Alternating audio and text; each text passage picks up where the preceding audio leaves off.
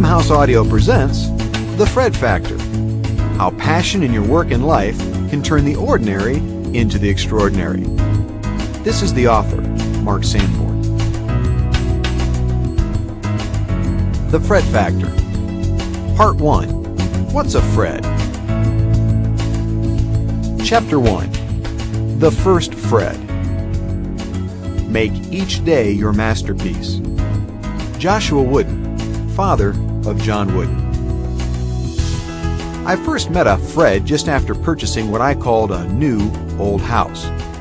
Built in 1928, the house was the first I'd owned and was located in a beautiful tree-lined area of Denver called Washington Park. Just days after I moved in, I heard a knock on my front door. When I opened it, I saw a mailman standing on my porch. "Good morning, Mr. Sanborn," he said cheerfully. "My name is Fred, and I'm your postal carrier. I just stopped by to introduce myself, to welcome you to the neighborhood and find out a little bit about you and what you do for a living." Fred was an ordinary-looking fellow of average height and build with a small mustache. While his physical appearance didn't convey anything out of the ordinary, his sincerity and warmth were noticeable immediately. I was a bit startled. Like most of us, I had been receiving mail for years, but I had never had this kind of personal encounter with my postal carrier. I was impressed. Nice touch. "I'm a professional speaker," I said. "I don't have a real job." "Well, if you're a professional speaker, you must travel a lot," said Fred. "Yes, I do. I travel anywhere from 160 to 200 days a year." Nodding, Fred went on. "Well, if you'll just give me a copy of your schedule, I'll hold your mail for you and bundle it. I'll only deliver it on the days that you are at home to receive it." I was amazed by Fred's conscientious offer, but I told him that such extra effort probably wasn't necessary. "Why don't you just leave the mail in the box on the side of the house?" I suggested. "I'll pick it up when I come back into town." Fred frowned and shook his head. "Mr. Sanborn, burglars often watch for mail building up in the box. That tells them that you're out of town, and you might become the victim of a break-in." Fred was more worried about my mail than I was, but it made sense. After all, he was the postal professional. "Here's what I suggest, Mr. Sanborn," Fred continued. "I'll put mail in your box as long as I can get it to close. That way nobody will know that you're gone. Whatever doesn't fit in the box, I'll put between the screen door and the front door. Nobody will see it there. And if that area becomes too full of mail, I'll just hold the rest of your mail for you until you come back into town." At this point, I started to wonder, does this guy really work for the U.S. Postal Service? Maybe this neighborhood had its own private mail delivery system. Still, because Fred's suggestions sounded like a terrific plan, I agreed to them. 2 weeks later, I returned home from a trip. As I put the key in my front door lock, I noticed my doormat was missing. Were thieves actually stealing doormats in Denver? Then I saw the mat in a corner of the porch, concealing something. I lifted the mat and found a note from, who else? Fred.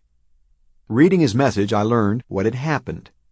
While I was gone, a different delivery service had misdelivered a package sent to me. The box had been left on somebody else's porch, 5 doors down the street.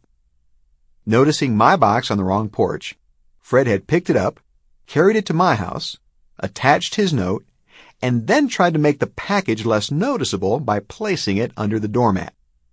Not only was Fred delivering the mail, he was now picking up slack for UPS. His actions made a huge impression on me.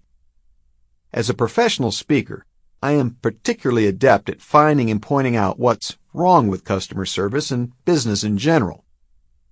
Finding examples of what's right, or even praiseworthy, is much harder.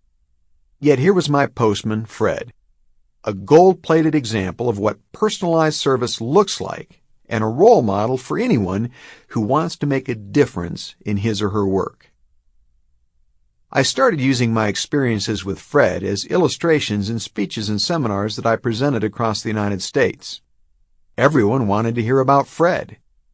Listeners in my audiences were enthralled, whether they worked in the service industry, at a manufacturing company, in high tech, or in health care. Back home in Denver, I occasionally had a chance to share with Fred how his work was inspiring others. I told him one story about a discouraged employee who received no recognition from her employers.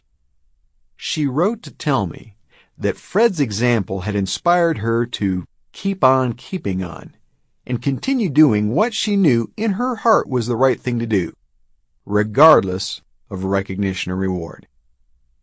I related to Fred the confession of a manager who had pulled me aside after one speech to tell me that he never realized that his career goal all along was to be a Fred.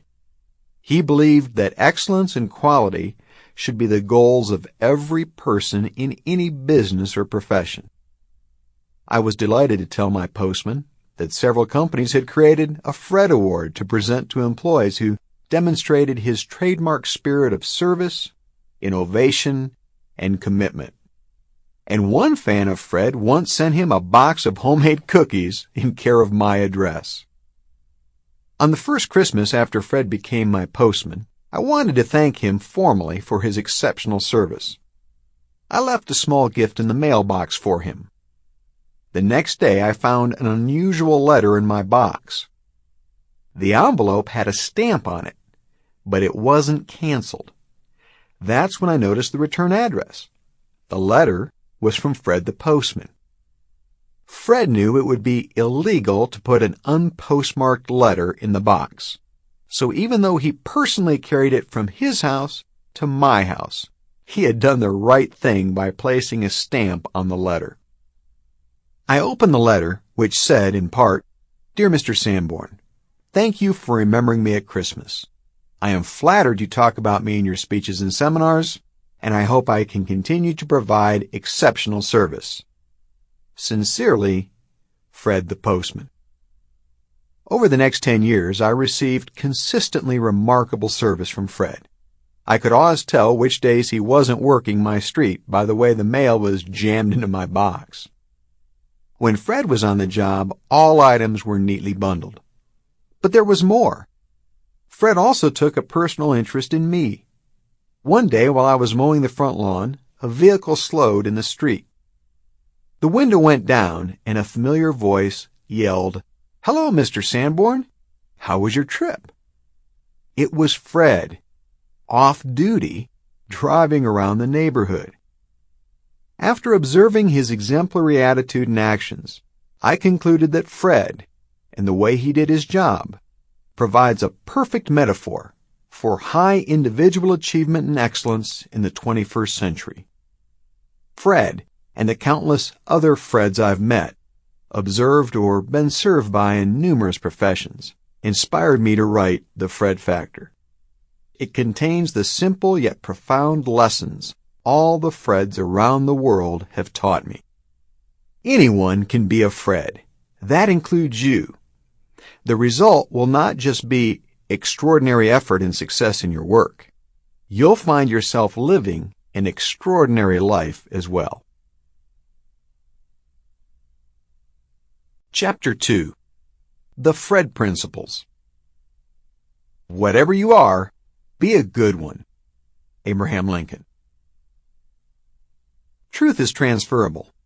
That's why I will often refer in this book to some core ideas that I believe define the essence of the Fred Factor. These ideas apply to your life and your work.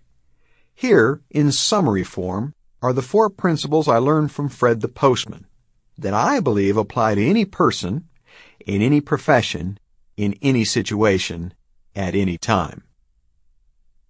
Principle number 1. Everyone makes a difference. It doesn't matter how large or even how ineffective an organization is. An individual can still make a difference. You can make a difference. A mediocre employer can hinder exceptional performance, choose to ignore it, and not adequately recognize or encourage it. Or an excellent employer can train employees to achieve exceptional performance and then reward it. Ultimately, though, only the employee can choose to do his or her job in an extraordinary way, regardless of the circumstances. Think about it. Sample complete. Ready to continue?